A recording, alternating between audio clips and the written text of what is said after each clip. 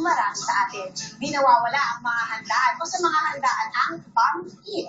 Paano nga ba ito pasasarapin? Alamin kasama ang ating bida sa kusina, si DJ Divina sa Swak sa Sarap.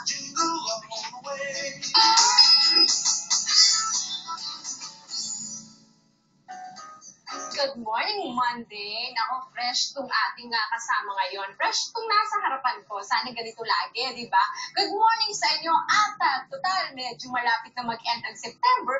Huling hirit natin ngayong buwan na ito ang isang putahing pangpahaba ng buhay. At yung sinasabi lang, bang-i. Mula sa paniniwala nating mga Pinoy, kung gusto mo ng long and productive life, kumain daw ng pansit.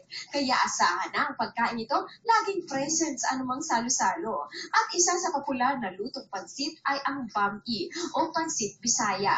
Orihinal na putahe ng mga taga Cebu na kilala sa mga malinamnam na seafood dishes at best lechon or roasted pig sa bansa. At ngayong morning, ituturo sa atin ng simple at madaling paraan ng pagluto ng putaheng kapansit-pansit ang sarap. Ito ang bam-i.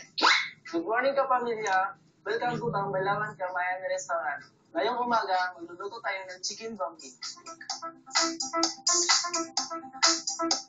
Ang unang gagawin, paininitin natin ang pan, ilalagay natin ng mantika, pagkatapos, igigisa na natin ng bawang.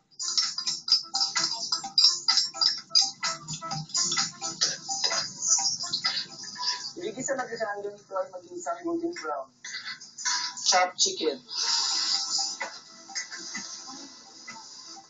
Hanggang sa ito ay maging lightly brown. Tapos ang gulay. Sayuti at saka carrots. Saka ang repolyo. Saka ang kanton. Gumamit po kami ng kanton kasi mas masarap nito kaysa sa ordinaryong pansit kanton. Sutanghon. Hintayin na po natin yung gumulo ng ilang minuto hanggang sa ma-absorb ng kanton at saka sutanghon ang tubig. After 5 minutes, malapot na ang ating kanton at saka sutanghon. Ilalagay na natin ang tuyo.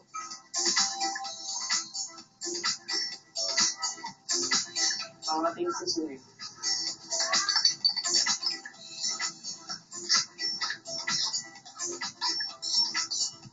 Hintayin naman natin siya mag-dry ng konti.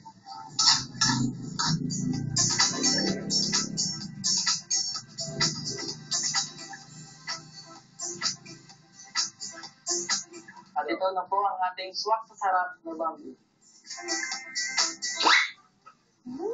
Alam mo na talaga, Rene, ha? Thank you, Rene. At syempre, magpapasalamat muna ako sa Tambilawan Kamayan Restaurant sa muling pagpapatuloy sa atin dito. Sarap. Thank you, ha? Sure ako, hahaba yung buhay ko dito sa bam-i ito.